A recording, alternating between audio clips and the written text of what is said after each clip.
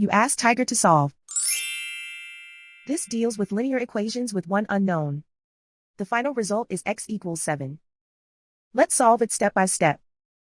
Group all d terms on the left side of the equation. Add 2x to both sides. Group like terms.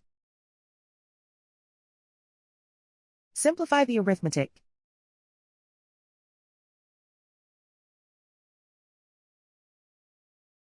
Group all constants on the right side of the equation. Subtract 7 from both sides. Simplify the arithmetic.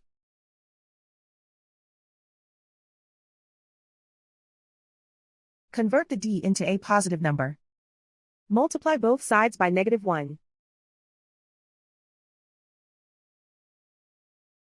Remove the ones. Simplify the arithmetic. And so the final result is x equals 7.